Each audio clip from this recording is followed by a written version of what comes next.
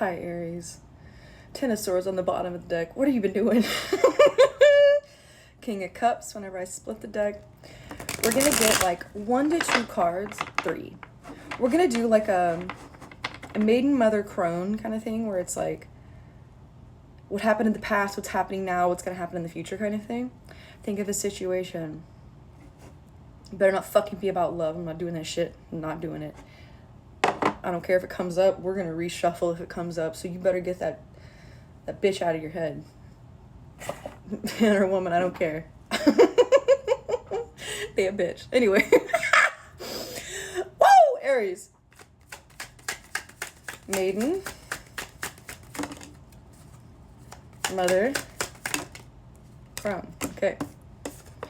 Maiden. Ace of Cups. Fucking A. Mother. 10 of Wands. Crone. Hierophant. Oh God, I think this is giving love reading. This is giving like a relationship that started out really like fulfilling, became really, really burdensome, but and maybe in the future someone's expecting marriage or you're expecting marriage. You kept thinking about the bitch. Oh, it's 2:22 on the clock. Of course it is. Of course it is. Of course it is. That reminds me of someone that I know. And the Aries in their life. Fuck that bitch. I love Aries. Okay, I love Aries. But fuck that bitch. Why did that give me that? It could be you're finally realizing what you want out of long-term happiness and success, and you've been in a situation that maybe started off with some love bombing with the Ace of Cups. In the beginning, it felt like true love. It felt like everything was like peachy keen, whatever. Now it's starting to feel like you're the one carrying the weight or something like that. Like you are the one burdening this. You are the one burdened with carrying the weight of this relationship or something. Hierophant as what's going to end up happening. I'm going to ask you a question. If you were to end up with this situation, I'm just going to call it like that because this could be anything. This could be like an internal emotion. But I'm just going to say it like this. Does the phrase or like, does the prospect of this thing still being in your life 50 years from now comforting or terrifying? Whether it be a person, a situation, like, does me saying you have the potential to marry this person and be with them forever, like, does that give you comfort or does that fucking freak you out?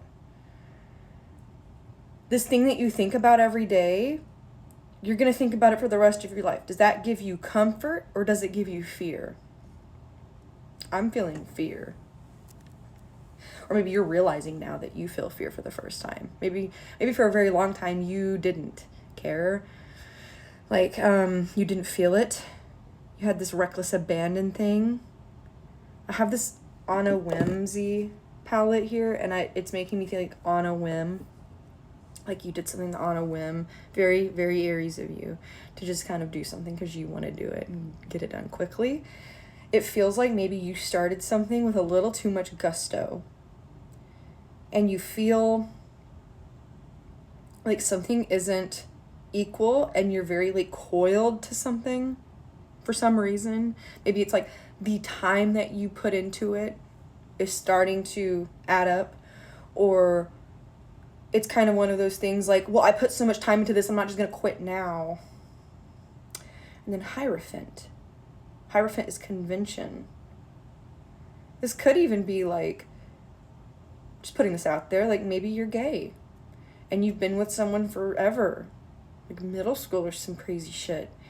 And now you're realizing like, if I just followed my if I just follow the normal conventions, if I just keep doing what I know I'm supposed to do, maybe it will like happen. Maybe something good will happen. If I just keep following the convention as it's supposed to be, everything's going to be fine. No, it's not. No, it's not. It's never going to be like that. No. Unless you agree with convention and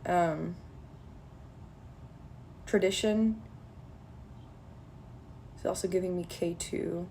Maybe it's like a job or some emotional thing. It feels like some emotional thing that you have been holding on to like your whole life, or like maybe since you've been like between the ages of 7 and 9 happened. You've been holding it for a really long time and you've been drawing power from it maybe. And maybe you're afraid if you heal this thing that you've been carrying with you for your whole life. I'm hearing like maybe 10 years too. I don't know why. Well, because the 10 of Wands. Although that would be like, what, 10 days or 10 weeks or something normally. This feels like 10 years. Like you've been holding something for like 10 years. And it feels like you're afraid that if you let go of it, you're going to lose your energy because you've been like, for some reason, like pulling energy from this thing.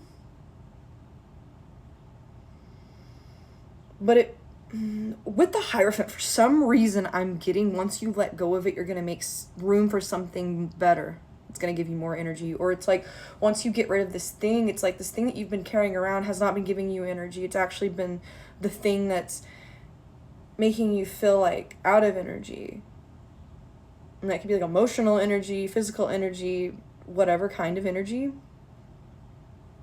Feels like physical energy. Like maybe you've had like a chronic illness or something and you haven't really put 2 and 2 together.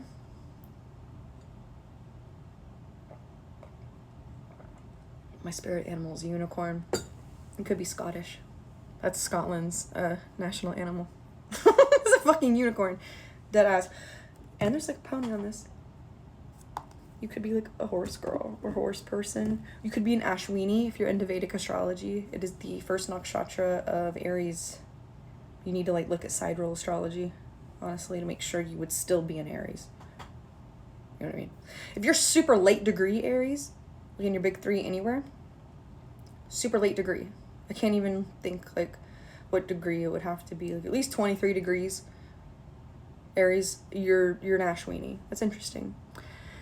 They are the first nakshatra in the nakshatra list in Vedic astrology. Some people disagree. Some people say Kritika is. I think Ashwini is. It's the star of, I think, transport or travel or something like that.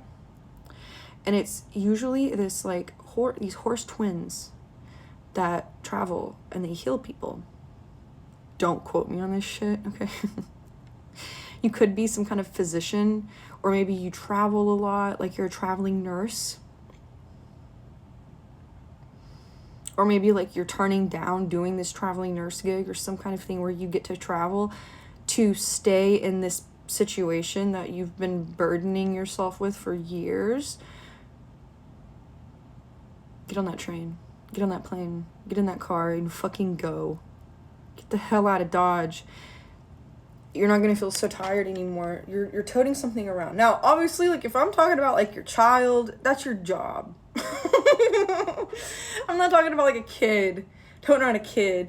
Bitch, don't take a fucking tarot reading on TikTok to justify you being a bad parent. I just felt the need to say that for someone out there. Some Aries out there, okay? I know a lot of Aries. I'm not even going to go there. I'm going to leave that there. I feel like you're in a time where you're needing to really balance your light and dark. And you need to let go of some shit that you've been toting around and you feel like it's connected to your deepest parts of like who you are as a person. This could be a long-term partner that you feel like you don't know who you are without them, that they directly correlate with your emotions. Don't worry. Like, you know whatever I'm talking about. You know what I'm talking about. It's time to let go before it eats you alive.